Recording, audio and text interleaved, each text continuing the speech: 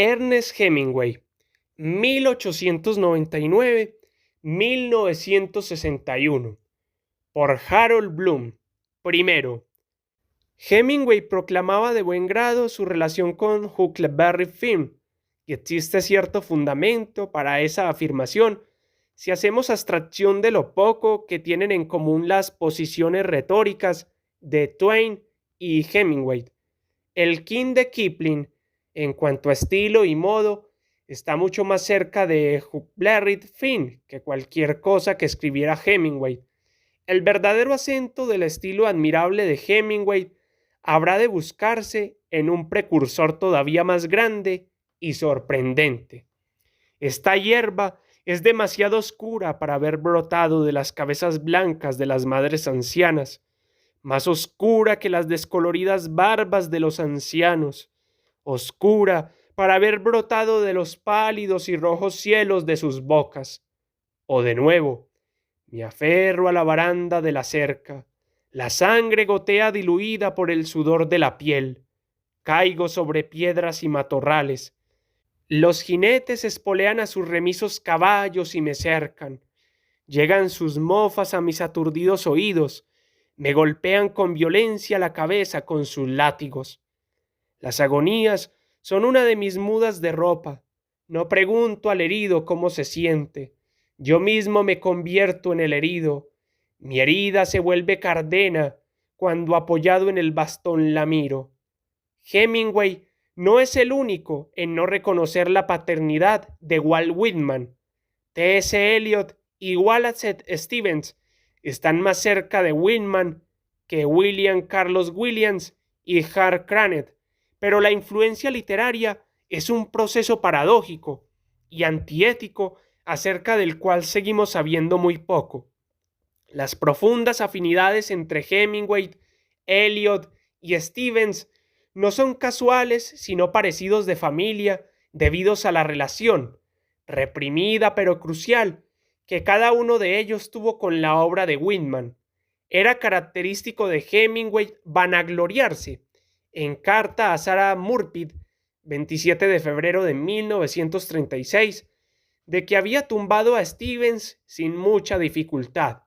Solo por aportar datos, el señor Stevens mide 1,90 m y pesa 102 kilos, y cuando cae al suelo es todo un espectáculo. Dado que ese combate entre ambos escritores tuvo lugar en Keith West el 19 de febrero de 1936, me siento obligado como leal seguidor de Stevens a señalar, solo por aportar datos, que el victorioso Hemingway había nacido en 1899 y el derrotado Stevens en 1879, y que por tanto el novelista tenía 37 años y el poeta rondaba los 57.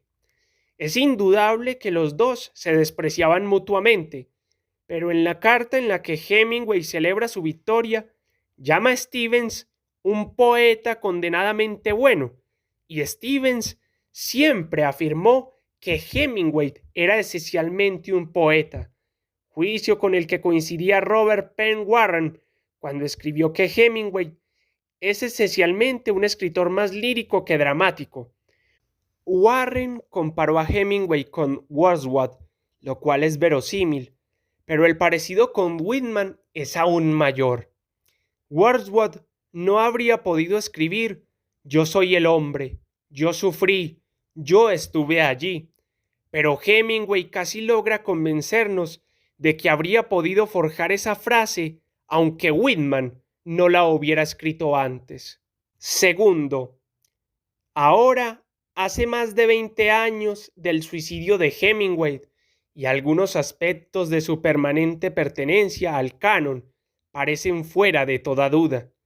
Solamente unas pocas novelas americanas modernas parecen con certeza llamadas a perdurar: Fiesta, El Gran Gatsby, Miss Lonely Hearts, La subasta del lote 49, y al menos varias de Faulkner como Mientras agonizo, Santuario, Luz de agosto, El ruido y la furia y Absalón, Absalón. Podrían añadirse al grupo 2 docenas de cuentos de Hemingway. De hecho, quizá todos los de los primeros 49 relatos. Faulkner es una eminencia aparte, pero los críticos coinciden en que Hemingway y Fitzgerald son los que le siguen más de cerca, y ello es en gran medida debido a la fuerza de sus relatos. Lo que parece algo sin igual es que Hemingway sea el único escritor americano de prosa de ficción de este siglo que se equipara en cuanto a estilo con los poetas más importantes. Stevens, Eliot, Frost, Hart Cranach, aspectos de Pound, W. C. Williams, Robert Penn Warren y Elizabeth Bishop. Ello no quiere decir que lo mejor de Hemingway fracase en la narración o en la elaboración del personaje. Es más bien que su particular excelencia se halla más cerca de Whitman que de Twain, más próxima a Stevens que a Faulkner, e incluso más cerca a Eliot que a Fitzgerald, su amigo y rival. Es un poeta elegíaco que se lamenta por el individuo, que celebra el yo, si bien no con tanta efectividad, y que padece escisiones de su yo.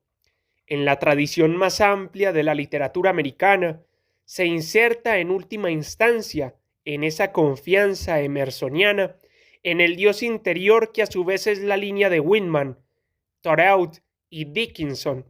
Llega tarde y sin claridad a esta tradición y es uno de sus teólogos de la negación, por así decirlo, pero, al igual que ocurre en Stevens, las negaciones, las supresiones, nunca son finales.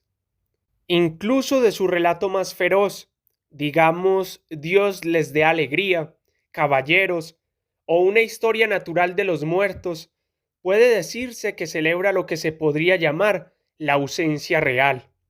El doctor Fisher, de Dios les dé alegría, caballeros, prefigura el personaje de Scricket en Miss Lonelheart de Nathanael West, y su religiosidad salvaje e implícita anuncia no solo la postura satánica de Scricket, sino el mundo demoníaco por completo de las visiones claramente paranoicas o luditas de Pynchon.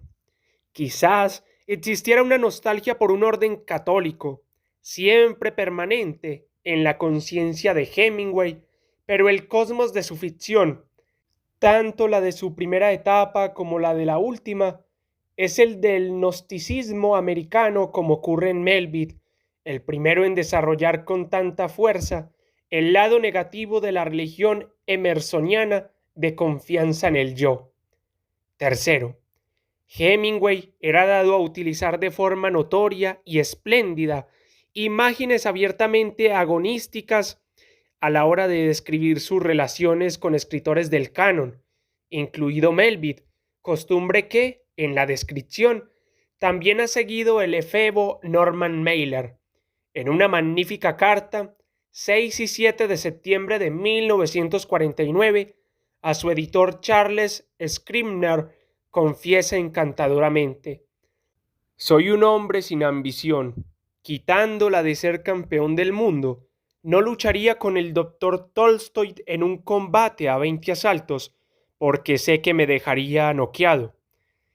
Esta modestia termina pronto, pues la sigue si llego a vivir hasta los 60, puedo ganarle, quizá. Dado que el resto de la carta incluye entre los derrotados a Turgeniev, Maupassant, Henry James, incluido a Cervantes, Melville y Dostoyevsky, podemos coincidir con el propio Hemingway en la admiración de su extraordinaria confianza en sí mismo. ¿De qué manera estaba esa confianza justificada en lo referente a sus aspiraciones? Se podría afirmar convincentemente que Hemingway es el mejor escritor de cuentos en inglés desde Dublinenses de Joyce hasta hoy. No es necesario cuestionar la dignidad estética de los cuentos, pero parece que a un escritor del canon hay que pedirle algo más. Hemingway escribió Fiesta y no Ulises, lo cual quiere decir que el verdadero genio lo tenía para los relatos cortos, y no para narraciones largas. De haber sido fundamentalmente un poeta, sus dotes líricas habrían sido suficientes. No esgrimimos contra Yeats el hecho de que su mayor gloria esté en sus poemas y no en sus obras de teatro.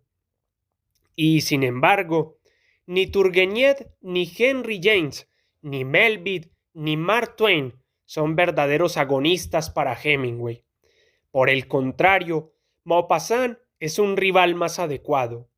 No hay duda sobre la intensidad del estilo de Hemingway en las cadencias más breves, pero incluso Fiesta se lee ahora como una colección de epifanías, de viñetas memorables y brillantes. Mucho de lo que se le ha criticado duramente a Hemingway, concretamente en Fiesta, se debe a su dificultad de ajustar su talento a las exigencias de la novela. Robert Penn Warren sugiere que Hemingway triunfa cuando su sistema de ironías y eufemismos es coherente. Cuando es incoherente, entonces la retórica de Hemingway fracasa como elemento de persuasión, lo cual quiere decir que leemos Tener y no tener o Por quién doblan las campanas y nos damos perfecta cuenta de que lo que se nos ofrece es fundamentalmente el sistema de tropos. Warren cree que esto no se cumple en Adiós a las armas, a pesar de que el final de la novela parece ahora un manido y perifrástico eufemismo. Pero después de haberlas echado y haber cerrado la puerta y apagar la luz, comprendí que todo era inútil. Era como decir adiós a una estatua. Al cabo de un rato me fui y salí del hospital y volví al hotel bajo la lluvia. Contrastemos el fragmento anterior con el final del Viejo en el puente, un cuento de solo 2 páginas y media de extensión. No se podía hacer nada por él. Era domingo de Pascua y los fascistas avanzaban hacia el Ebro. Era un día gris y las nubes iban bajas, por lo que los aviones no volaban. Eso, y que los gatos supieran cuidarse solos, era toda la buena suerte que tendría aquel hombre. El eufemismo perifrástico convence aquí debido a que el estoicismo sigue siendo coherente y está articulado admirablemente por la retórica. Un relato muy corto concluye siempre transformando en tropo el humor de un momento concreto de la historia. La viñeta es el modo connatural a Hemingway, o llamémosla si queremos viñeta cruda, un apunte literario que de alguna manera parece ser el principio o el final de algo más extenso, a pesar de estar perfectamente completo en sí mismo. El estilo de Hemingway encierra aquello que no debería estar encerrado, con el fin de que el género conserve su sutileza, a pesar de ceder su encanto a cambio del golpe. Pero una novela de 340 páginas, Adiós a las armas, que he acabado ahora de releer con una diferencia de 20 años entre la primera lectura y la segunda, no se puede sustentar en la retórica de la viñeta. Tras muchos eufemismos y perifrasis, demasiadas, el lector empieza a creer que está leyendo a un imitador de Hemingway, como el hábil John O'Hara, en vez de al propio maestro. La falta más notoria de Hemingway es la monotonía de la repetición que se convierte en una aburrida letanía en manos de algún imitador menos hábil, como Nelson Algren, y que a veces parece una parodia de sí mismo cuando nos enfrentamos con ella en Hemingway. No hay nada gratuito, y lo que un gran estilo provoca es que nos pongamos en guardia, sobre todo cuando viene a instaurar el estilo de una época, como lo hizo el byroniano Hemingway. Como ocurre con Byron, el color y la variedad de la vida del artista se convierten en una especie de velo interpuesto entre la obra y nuestra percepción estética de la misma. La trayectoria de Hemingway incluyó 4 matrimonios y 3 divorcios, un trabajo como conductor de ambulancias para los italianos en la Primera Guerra Mundial, con una herida honorable, la actividad de corresponsal de guerra en la Guerra Greco-Turca, 1922, la Guerra Civil Española, 1937-1939, la Guerra Chino-Japonesa, 1941, y la guerra contra Hitler en Europa, 1944-1945. Añadamos la práctica de la cacería y la pesca deportivas mayores, safaris, expatriación en Francia y Cuba, corridas de toros, el premio Nobel y el suicidio final en Idaho, y obtendremos una vida estrambótica e inverosímil, vivida aparentemente a imitación de la propia ficción de Hemingway. El efecto final que producen su obra y su vida juntas es nada menos que mitológico, como ocurre con Byron, con Whitman y con Oscar Wilde. Hoy en día Hemingway es mito y por lo tanto perdura como imagen del heroísmo americano, o puede que, lo que es más de lamentar, de la ilusión americana de heroísmo. Lo mejor de la obra de Hemingway, los relatos y fiesta, formarán también parte para siempre de la mitología americana. Faulkner, Stevens, Frost, quizá Eliot y Hart Crane fueron escritores más sólidos que Hemingway, pero solo él ha alcanzado el perdurable estatus de mito en este siglo americano.